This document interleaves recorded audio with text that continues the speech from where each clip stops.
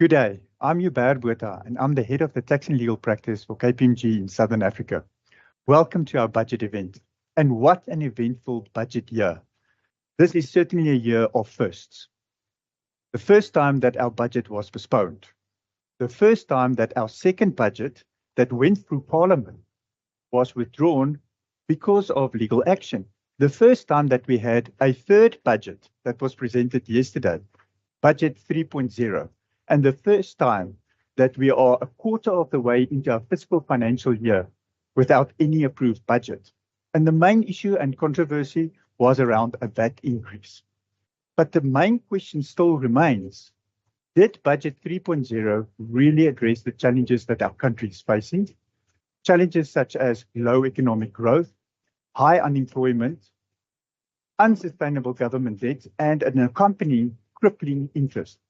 During our budget event today, we will unpack Budget 3.0, what it means to you as the taxpayer, what it means to your business, both from an economic and from a tax perspective. I'm sure that you will find it extremely valuable. Here with me to unpack the budget, we have Frank Blackmore. Frank is our chief economist at KPMG, and we have Itumeleng Nkadibeng, who is the head of our corporate tax practice in KPMG South Africa. Welcome, Frank and Itumeleng. Thank you. Now, let's start off, Frank, and I'm going to ask my first question to you, but I just want to read something from the budget. Yeah. It says in the budget, there is clarity now. That will remain at 15%. Sure.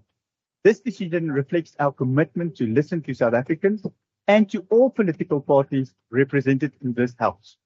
Now, my question, Frank, is what is your view of the budget? Is it third time lucky?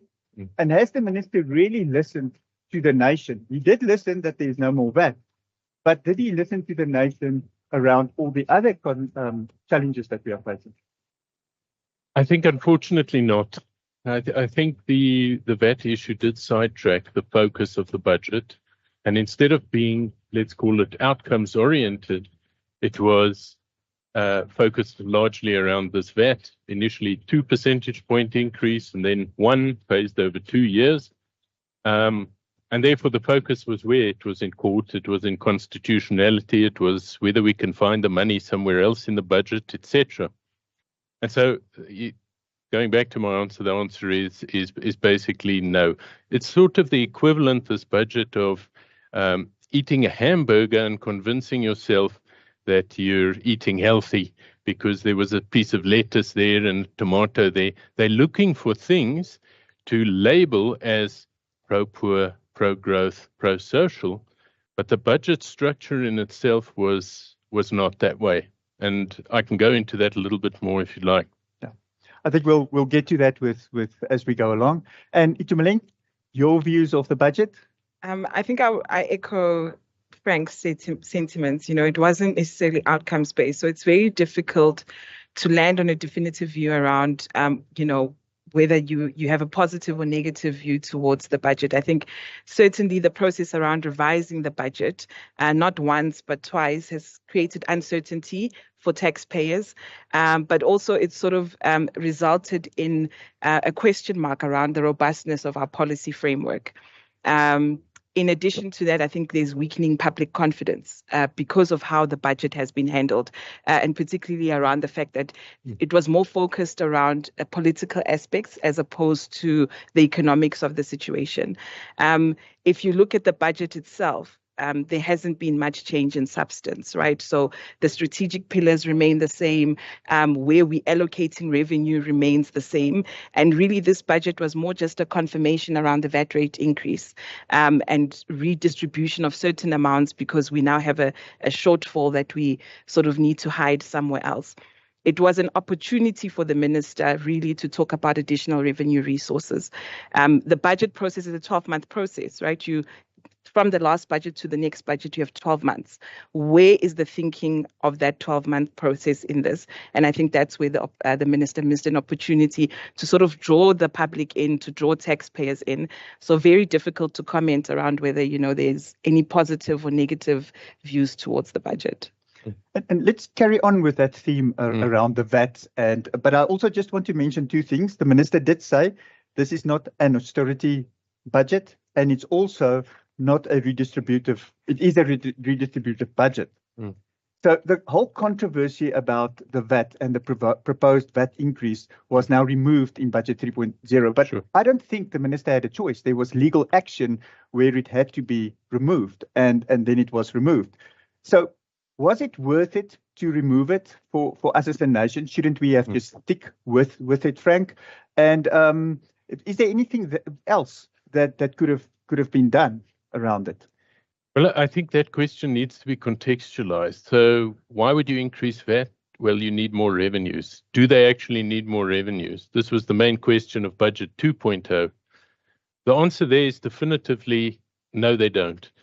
It has never been a revenue problem in South Africa. It's been a expenditure problem, how we apply that tax to the benefit of all South Africans. And the reason why I say this is if I calculate, even on this budget, the tax to GDP ratio, it's around 29% of GDP. And that is in line with places like Switzerland, Australia, United States. But of course, we get far less for that tax burden.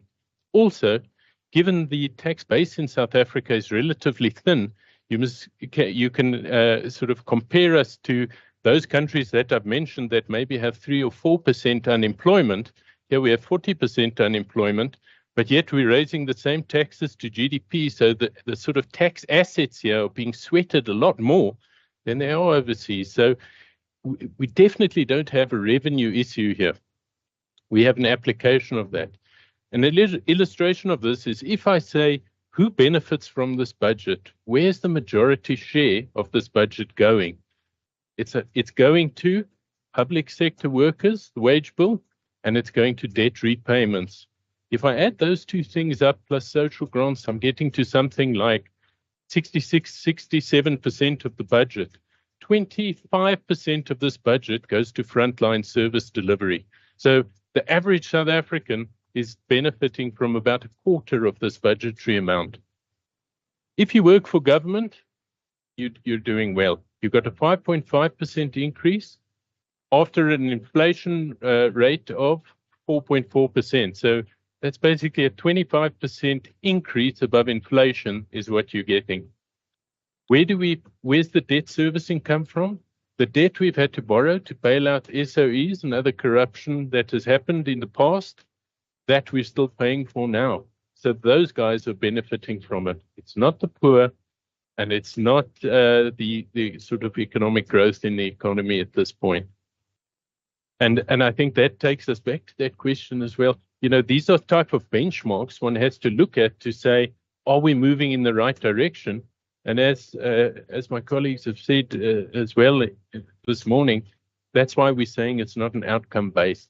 Because if your priorities are economic growth, we need to draw people into this economy. We need to raise further revenues. We need to get economic growth running this. We need to free the private sector so that that can grow. Well, we're not seeing it in the budget. Is it pro-poor? Well, they've increased the grants elements slightly, and also some of the frontline services, education, health, marginally. But we know that because of the quality of delivery, that's also not having the impact on the poor that it should be having. And unfortunately, these are the things that we were referring to earlier. In the 12 months from budget to budget should be debated. How do we achieve different outcomes using this budgetary process from where we are now? Of course, we also hamstrung from the position we are in. We do owe this big burden in terms of the debt that we have currently. There's nothing we can do about it. We can't sort of reallocate that to infrastructure. We have to pay that back. But what we can do is manage size of a government, efficiency of government. And some of these issues were highlighted by the minister, in fairness. But whether they have concrete results, I'm not so sure. And maybe I think just to add to that, is that the budget process finds itself as the political landscape is shifting, right? The minister himself mentioned the fact that from a global point of view, economic growth is projected to be less than what it was anticipated. Inflation globally is expected to exceed central bank charges.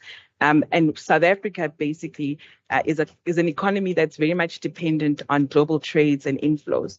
So if you are now sitting at, budget 3.0, there really was an opportunity, I guess, from our ministerial team, from National Treasury, to consider redistribution in a more measured way. And I think that's really missing from this budget because, as Frank said, the revenue's there, but we've really focused a lot on expenditure.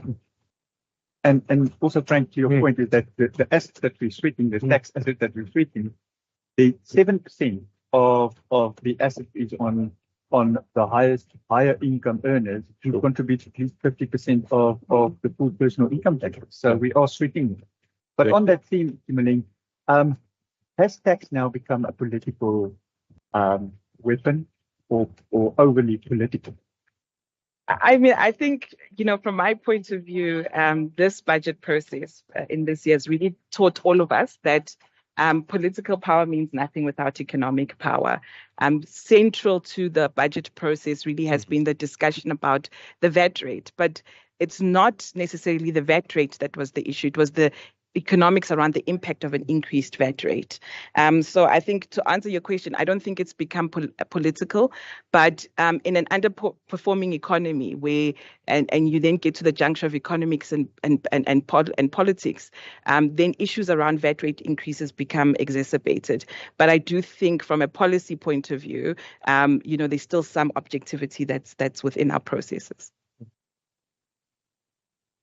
Frank, just want to mention something that the minister said. He said in the budget, we haven't compromised the fiscal strategy of sustainable public finance. My question to you firstly is, did our fiscal policy strategy change? No. So one of the key pillars was the fiscal consolidation, but we saw some slippage. Now, this is nothing new. Every budget, and I assume by October, we're going to see further slippage based on probably under collections of revenues, etc. So what has happened was the debt peak is still going to be achieved in this financial year, 25-6. And that peak has just increased now from 76.2% of GDP to 77.4% of GDP, so a slight uptick. But it goes back to that thing. The problem entering this budget was we had 70 billion that we had to find that revenue or cut costs in order to absorb that amount of revenue. So we saw what the minister did there. He raised the fuel tax, so to get some additional revenues. He's cut some expenditure. Well, he grew expenditure from last year, but at a lower rate than in budget 2.0. And so he made some savings that way. We can get to the departments that were impacted by that as well. He has left the tax brackets unchanged, which will obviously benefit them as well in terms of revenue collection. And all these various aspects are done just to gain a little bit of tax, and he's borrowed a little bit more, hence the increase in that debt.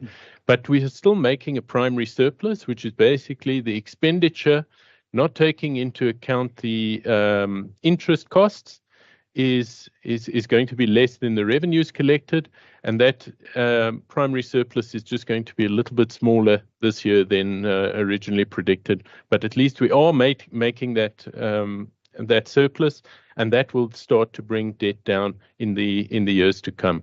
So yes and no, we've let a little bit slip there in terms of the size of the deficit and debt, but we're still on track to reduce that debt over the next 3 years. Yeah.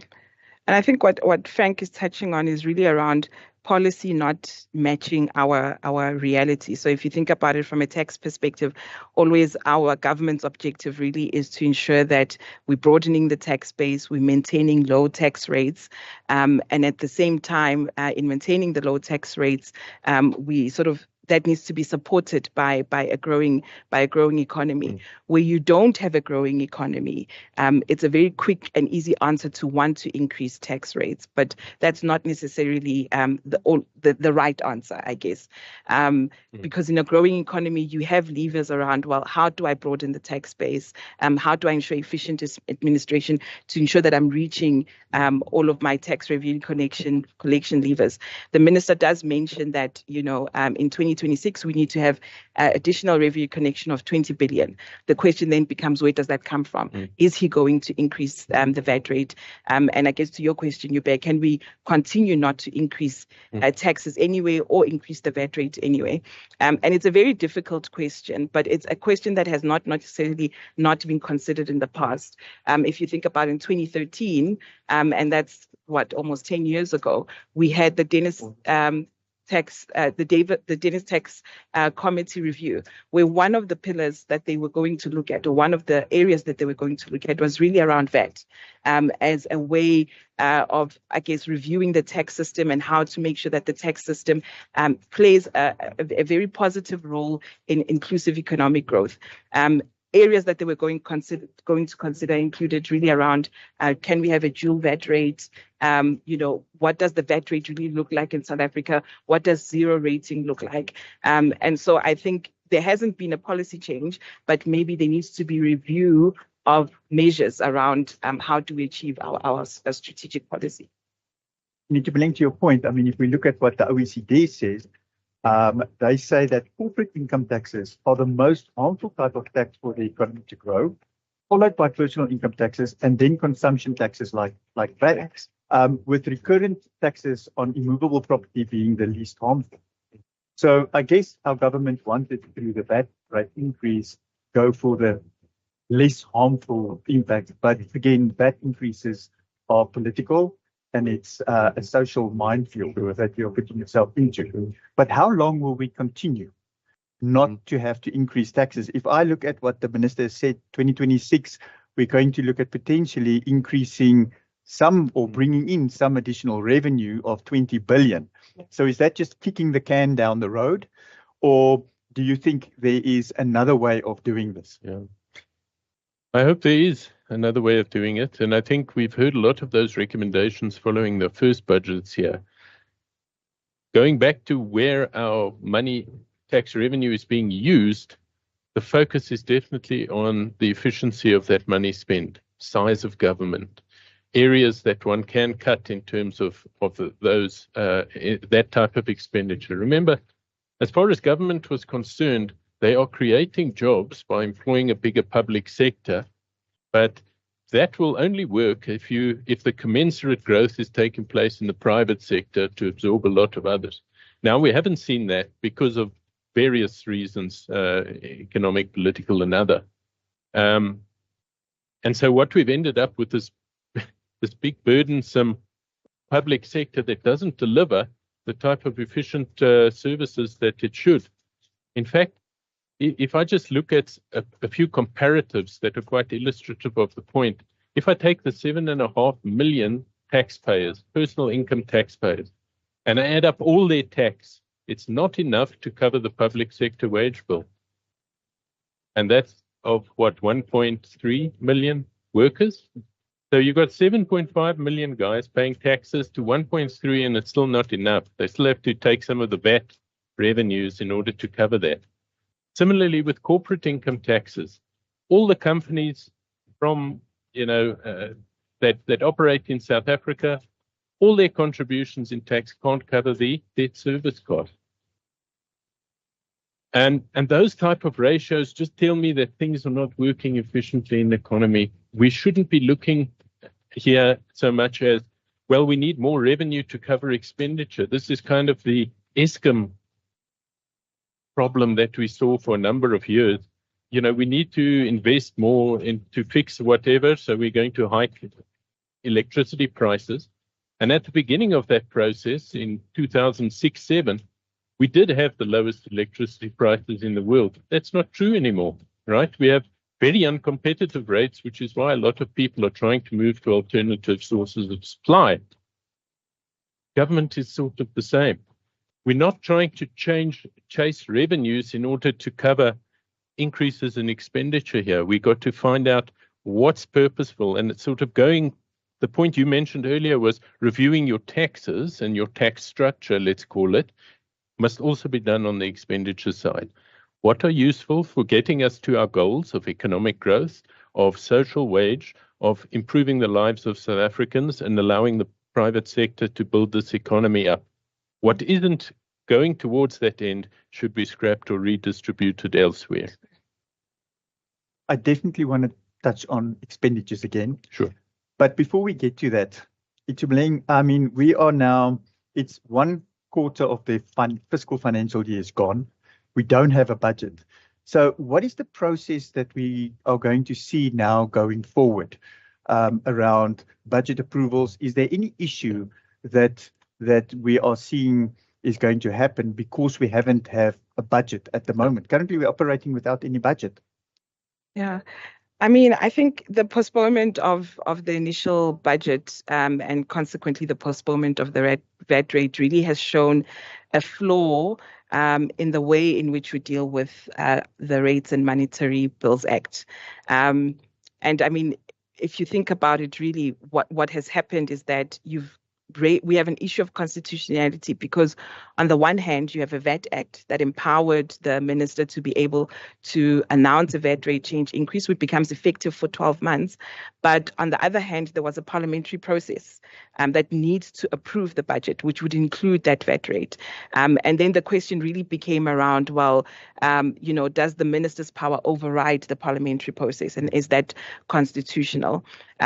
We've heard when the budget of yesterday was announced, or the data around the budget of yesterday was announced, is that National Treasury is going to review the budget process, and so we can anticipate that in next year's budget or for the 2026 budget, the process would look a little bit more different.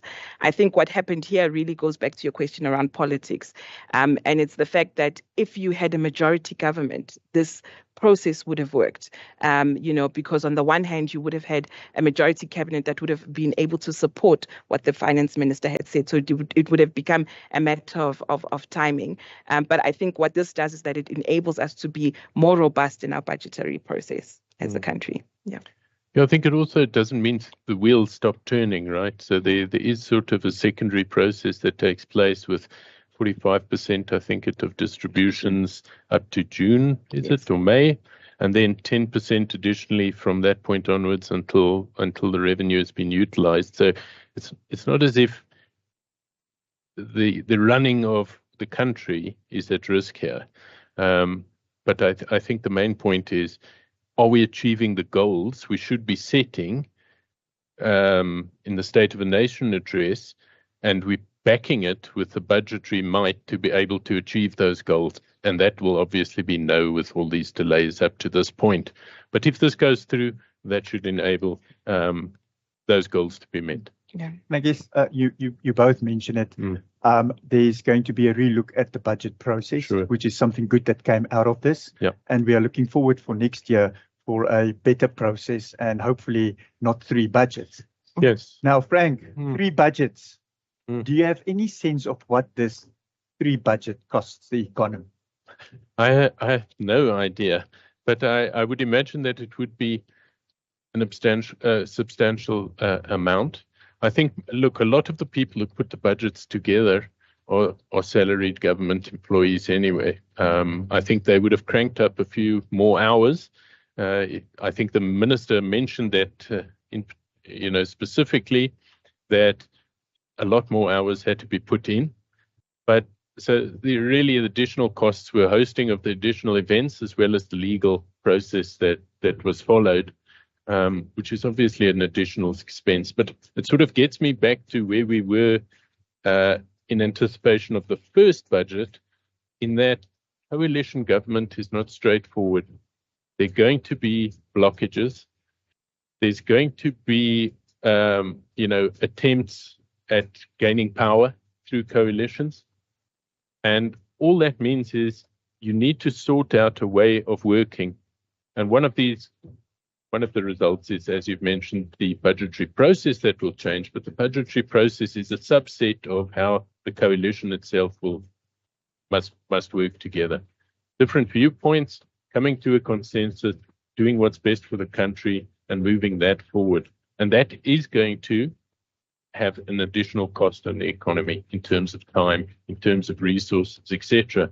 But hopefully now that they've sorted it out through the budgetary process, similar things can be applied from this way forward on other strategic matters. And I think the cost is not just only obviously on the side of the parliamentary process. And taxpayers really did spend an inordinate amount of time trying to figure out and anticipating that, they need to update their systems for a VAT rate increase that may or may not come. And that in itself comes with a cost. There's costs around training your employees, consultative costs around your systems. And so now taxpayers are left also with now a different kind of question that in itself also may have additional costs is, what do I do with all this money that I spent? What happens to it from a tax perspective? Is it just a sunk cost now? Can I capitalize it somewhere? And so I think the rollover effect of us not being very definitive about our budget has also strained our corporates as well. Yeah, good question. Is the cost that we spend as an organization fruitless and wasteful expenses? So something to consult on. Yes, please. Frank, let's move to the spending side. Okay. If I look at what the minister said is that there's going to be a reduction in spending over the medium term of 68 billion. And these reductions are primarily aimed at provisional allocations not yet assigned for votes. So where will the budget cuts and the spending cuts come from? Okay. Is it kicking the can down the road again? No, I think he has. It's again, it seems to me from the numbers that he's taken a little bit from various components. We know up front that Minister McPherson's Home Affairs had a big digitalization project on the go. For that, an initial allocation was made in Budget 2 to help progress basically accessing government services online. That budget is being cut by 2-point-something million. So it's still an increase, but not as big as a Budget 2 increase. Then we know also the education and health budgets are both increasing their budgets, but at a smaller amount than Budget 2 in a similar vein. We know that there were a lot of medical graduates that couldn't be absorbed into the system. An additional budget was provided for that. That budget has now been reduced slightly. And similarly for education, a budget has been reduced. I've also seen that the above inflationary increases for social grants are not going to be as above inflationary as previously predicted. So a little bit of cut there. So it's definitely your frontline services that have taken a bit of the knock on the expenditure side, as opposed to sort of administrative background support type costs. So it's your services being cut, not your costs, unfortunately. Now, we've spoken about for employers, for companies, fruitless and wasteful potential expenses on the VAT increase. Has there been enough emphasis in the budget, either all three or one of them, around fruitless and wasteful expenditures and how to address that? I think there are two issues that were raised in this budget. One, there was an expenditure review on around 300 billion of government expenditure.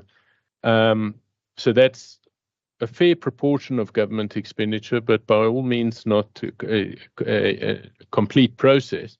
And from that, the minister mentioned in yesterday's budget, they can find something like 10-11% savings on that. So 32 billion can be saved. And what is this? It's things like programs that are continued beyond their planned lifespan or whatever, that perhaps now should be redirected elsewhere, that funding. It's also not purely fruitless and wasteless expenditure items, but rather spent this year instead of next year or whatever it is. So by shifting around, there are savings to be made, and those savings look good. I like this way. We spoke during Budget 1 and Budget 2 of a sort of Doge equivalent in South Africa, because I suppose what normally happens is one budget sort of becomes the template for the next budget. You try and increase according to inflation, grow your revenue slightly, and move items around according to your strategy. But what we actually need is to sit down and say, where is the expenditure going, specifically in the many programs and enterprises under all of the departments? There are a lot of programs on the go, and reevaluate, are these achieving, again, our growth goal, our employment goals, our whatever goals. And I think when you do that, you will be able to consolidate expenditure in those areas where you get the biggest bang for your buck. And that's important for if you restrict it on the fiscal side, on the monetary side, on the finances, that you have it at your disposal to use it in the right places. One of the right places, and where I certainly don't think it's fruitful and wasteless expenses, is on more money allocated to revenue authorities, 7.5 billion. Tumuling, your views on that? What does that mean? I mean, I think without really sounding like a broken record, but all of us have really experienced or have in some way, shape or form experienced the impact of SARS's modernization program through automated assessments of individuals. So that 7.5 billion, which is not an immediate amount that is allocated, it's over the medium term, is really going in part to go back to that SARS modernization program to increase efficiencies or incapacitate SARS to be able to reach more taxpayers. That means then we can anticipate sort of further audit activity and more robust audit activity from SARS. So taxpayers, whether you're an individual, whether you're a corporate, really need to be able to assess their audit readiness. And that is, it goes to your integrity of your data, the tax positions that you take, and being able to build trust around your system to make sure that you're paying your fair share of taxes. I think that 7.5 billion as well, SARS has said that they're going to use it to really collect on debts that are owed to SARS. And I think that's a very important item that the minister didn't really go into. And I think, sort of something that we should as citizens be sort of questioning is, what is debt that is owed to SARS? If we think about the way that, SARS works in terms of maybe additional assessments, there is legislative provisions that allow taxpayers to go back and dispute that. So when we're giving 7.5 million, are we truly sure that there exists additional revenue that we're going to be able to access? So I think that's something that we also need further clarity on, but I guess it will go to those type of initiatives. And I think from what we've been speaking, that's probably the only source in which we haven't hit our limit yet in terms of collection. According to the management of SARS itself, they say there's a lot more out there if they had the resources to be able to collect that. So I think it's a good place for it to go. Do you think that there's a risk that we are starting to rely too much on revenue collecting rather than looking at broader tax reform? From my point of view, I don't think so. I think, based on what the Commissioner has mentioned, there's still a lot of people out there who should be paying tax who aren't. I think once you've exhausted those, then maybe that question becomes relevant. But I feel that as a citizen, you should be paying your fair share of tax, whatever that is. And if there are people out there that are not contributing, they should be brought into the net. It doesn't have to be overly draconian or overly, sort of negative in that respect, but at least to, know who should be paying and know where these other revenues are sitting. I think that's important for us to know. Yeah, I mean, I think it was in Budget 2.0 where they actually mentioned a specific number that it's 156,000 taxpayers with substantial economic activity that have not been brought into the net. So absolutely agree with Frank that, once you've exhausted that, you should be looking at other levers. I think it goes back to the point around additional revenue resources. And if you look at our objectives from a tax point of view around broadening the tax base, there certainly is more that SARS could be doing. They could be thinking about reviewing the corporate tax system. Corporate taxpayers, their contribution has sort of decreased over the years, in as much as they've been given a decrease in the corporate income tax rate. So they could be that's done. We've spoken a lot as a public in general, or asked a lot about wealth taxes. SARS could be doing a lot there also around what is the interplay of wealth taxes, our current capital gains tax regime, as well as our estate planning regime. So yes, in as much as I think the immediate response is to look at where we're not reaching taxpayers, there is more that SARS actually could be doing from an initiative point of view. I think there's also one additional point that's quite important. Paying taxes is also a sort of, in a way, a civic compliance tool.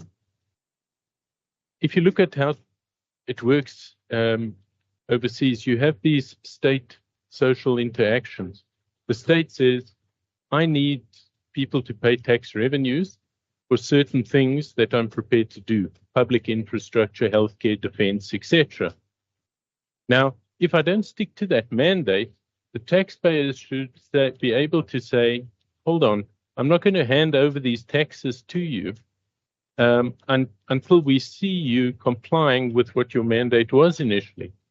In South Africa, however, it works slightly differently, and that's because of our thin tax base. The majority of the voters don't pay taxes, and therefore, they are somewhat easily appeased. Perhaps if you just take a look at something like the 7.5 million taxpayers and you put them against, let's say, the 29 million grant recipients, the grant recipients have no other sources of income. They are surviving on that grant, and they are afraid that, any pushback against government services might mean they lose that grant. And therefore, this accountability mechanism of your taxes is not as active in South Africa as I think it should be.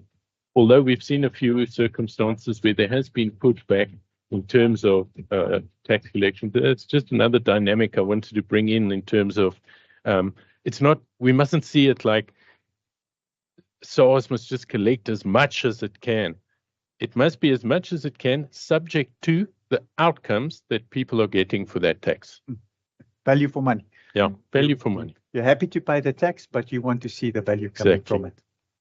If we move on to the revenue side, compared to the previous budgets, Itumeleng, what are the main tax proposals that's different to budget 2.0 that's now in budget 3.0?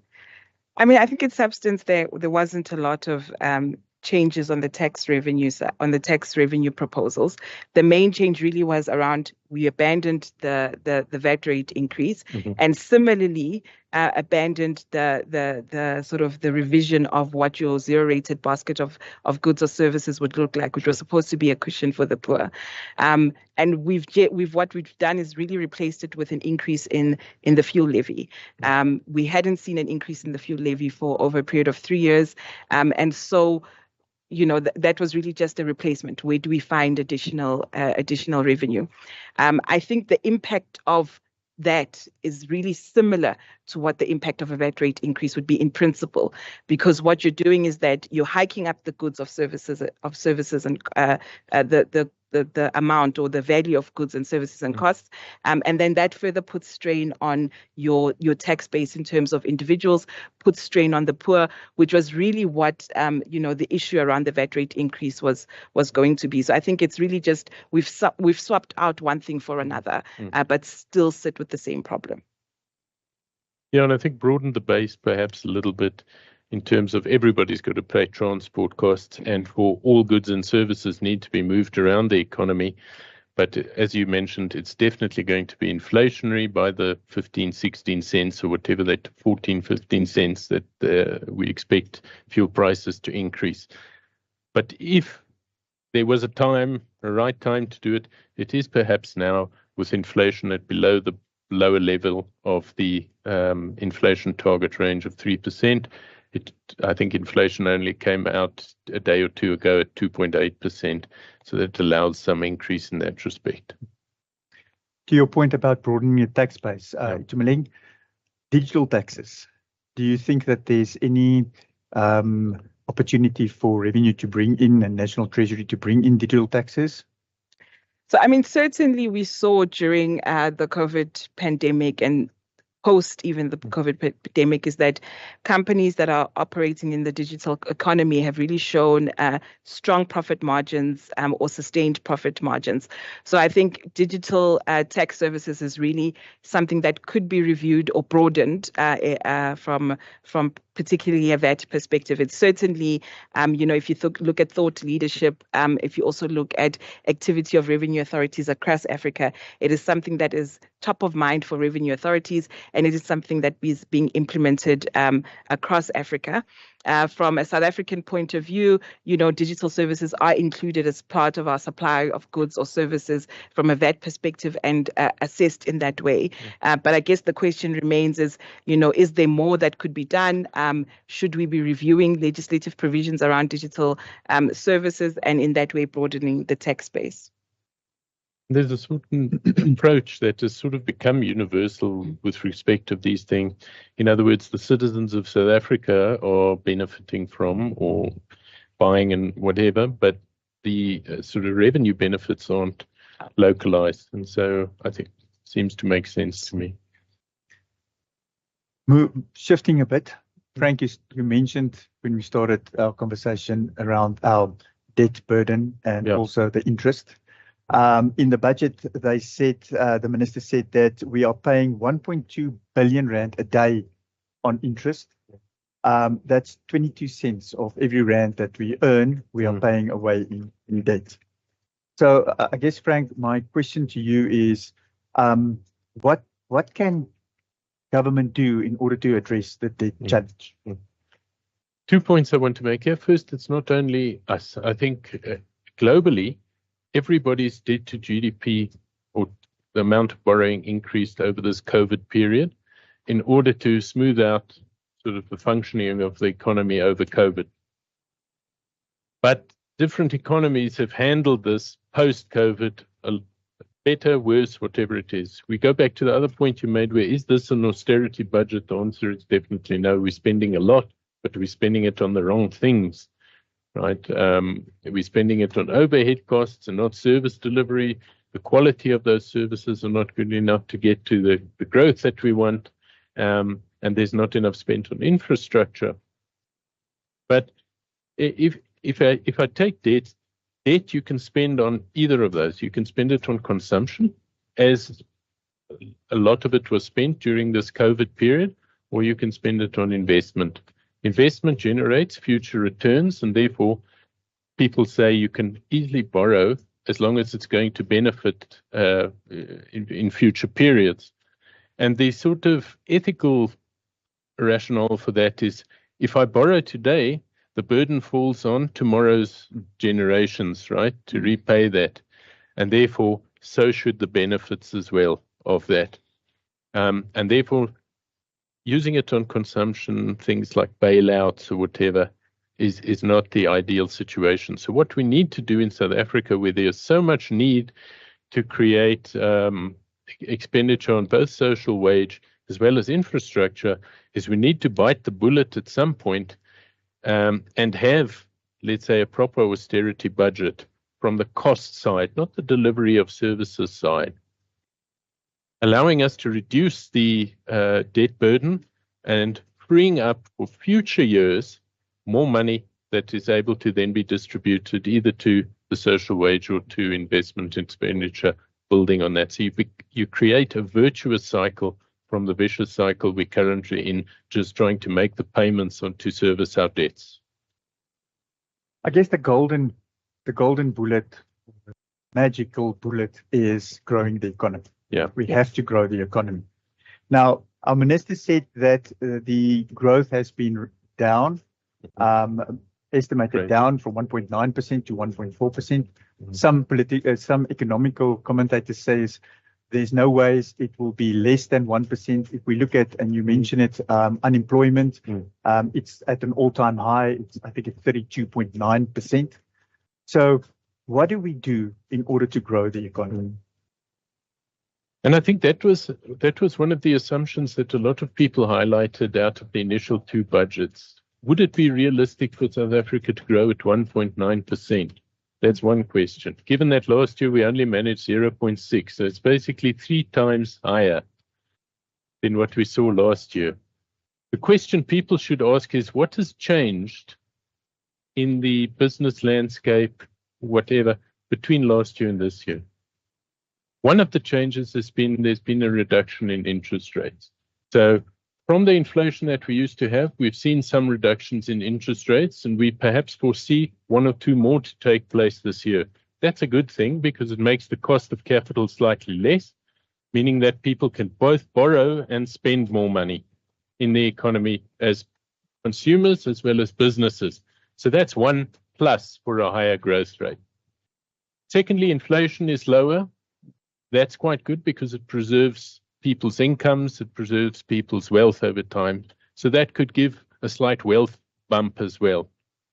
But other than those 2 things, there hasn't been much policy change that will result in a step change in growth in the economy. Which sectors are being focused on? What infrastructure projects are coming into effect this year?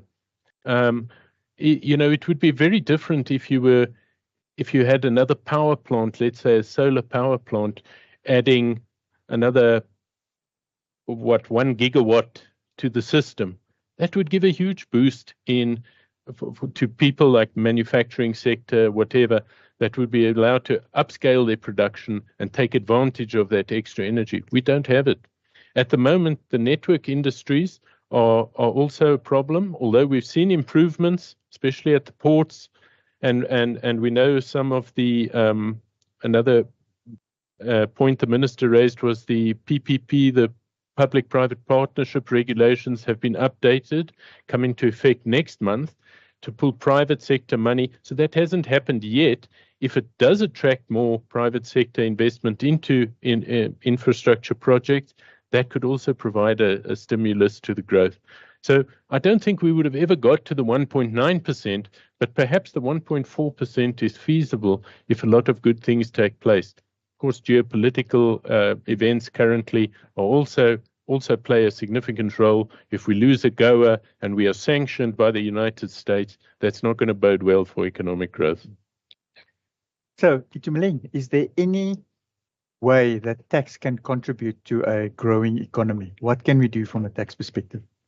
I mean, so I think, as Frank has mentioned, economic growth is really centered around specific initiatives. If you look at the budget, 1 trillion is being over the next 3 years being dedicated to infrastructure. And what that means, therefore, is that we are able to pull in investment together with other initiatives around the public-private sector partnership. Where tax can be used as a lever is that, do we have a tax system and tax policies and legislation that makes it attractive for us or for investors to come into the infrastructure projects, to come in as part of the private sector, public-private sector initiatives? So I think certainly tax is probably not, the carrot here, but it really is around making sure that we are able to marry or be able to show attraction for investors. We do already have a lot of legislation around incentives. So incentives are something that investors look into. And it's making sure that the initiatives that we are pushing from an economic point of view speak to those, to the incentives that we currently have and the utilization of those incentives. Is it easily accessible for investors or for companies within South Africa? It is a component, but not the component. Because I think people don't mind paying taxes as long as there's economic certainty, you're able to invest and your assets are protected for the next 20, 30, whatever years. I think business people can work around the tax rate, for example, but yet you're saying you also have to compete with other jurisdictions on that tax rate, both corporate and personal. I think that is an important point here. So Frank, you said a lot about the spending side and Sure. we need to reduce spending. Yeah. If there's one place in the budget that Mm. you would have liked to change Mm. and present, what would that be? I think it would be size of government. I would look particularly at, again, achieving the objectives of growth and the social wage. Social wage expanded means education, it means health, it means obviously social grants. It's enabling an environment to uplift somebody to a higher economic class through public services. And I don't think enough of that is happening at this time. There are other departments as well that obviously contribute to our economy and obviously to the country, but at this point are not priorities in terms of growth or the social wage. And I think those then should play a secondary role for the time being until we have created this economic growth on which we can, pull a lot more people into the economy, reduce that unemployment of ours, give people a proper opportunity in life, not only a social grant in compensation to the living conditions that they're in at the moment. So size of government, I think, is important. Do we need all the deputies? A lot has been written about. We have, comparatively speaking, one of the best paid governments in the world, one of the largest governments per capita in the world, but we don't get the value for this. That's an obvious place to cut. You don't create jobs through growing a big government. You create jobs through allowing the private sector to operate. And I think government has to change the way it sees its role as sort of a facilitator of economic growth in terms of the sort of one of the main actors in achieving that economic growth. Itumeleng, same question, but from a tax perspective. I think, the minister in his budget speech does reference increasing taxes in the coming years, but particularly 2026, but doesn't allude to exactly what those taxes are. I think we saw that the personal income tax bracket really remained unchanged. But if you think about it from an inflationary point of view, if your income is not changing, but you're remaining in the same tax bracket, you're actually going to be paying more taxes. So I guess the question then becomes, when he talks about increasing taxes, does he mean increasing rates? Does he mean increasing or shifting the burden again to individuals? So that wasn't quite particularly clear. I think it goes back again to the fact that there's nothing clear around additional revenue resources and where those are going to come from, other than through an efficient tax administration and SARS. So I think that really is something that could have been a bit more focused on in the budget. I think one of the points that we mentioned was this additional 20 billion next year. Where's it going to come from? Is it new taxes? I think what they actually were referring to there are, for example, the bracket creep that we saw this year. So no inflationary adjustments to brackets. They will not do that if we have an additional revenue collected next year. If, however, we have a hole next year, I think that might be one of the areas. So we might have incomplete adjustment in the tax brackets for next year to help supplement that 20 billion, as opposed to a new tax like a wealth tax or whatever coming in. I think that's less likely. Frank, I absolutely agree with you. And I think there was a bit of confusion because there was 20 billion thrown in, in the budget speech. The one was, additional measures, and the other one was through collections. Correct. But I absolutely agree with you. I think that provided we can collect that 20 billion and more, the idea is to collect more, because the numbers that has, and as you have correctly said, there's a lot bigger numbers that is out there in the market that can be collected. The more the revenue authorities are successful in collecting, the less likely it will be that we will see new taxes or changes in tax rates for that matter. So I guess maybe the second last question. Any good news? We've mentioned that there's a lot of learnings that revenue that National Treasury and government has seen in this budget round. The budget process will be relooked at. But any other good news that we've seen, Frank? You first. So I do think overall having a budget is good news. We had a coalition where last year you wouldn't have ever thought, or, in the history of the DA, ANC, etc. coalition, would they ever come to an agreement? Well, they have. And they've sort of put their things aside. What could have been better is the joint goals achieved by this budget, which we said are now probably not sorted out for this year. But I think the increased cooperation between the parties of the Government of National Unity is a good sign going forward. In the budget, I like the fact that we're sticking to the fiscal consolidation, even with a slightly higher debt burden. But I think some of that could have also come from the decrease in GDP, remembering it's a ratio of debt to GDP. So if you grow by a lower amount, your ratio increases. I've liked the incorporation of the private sector. I'm glad the legislation for PPPs has been rewritten. We can see how this comes into effect from next month, and whether that does attract the investment we need into the rail sector, ports, etc., transmission lines. All those areas are important. And I think if the private sector enters them, we could see some good outcomes coming from those. I like the fact that there was a spending review, an initial review done with potentially 10% savings, let's call it, on that amount.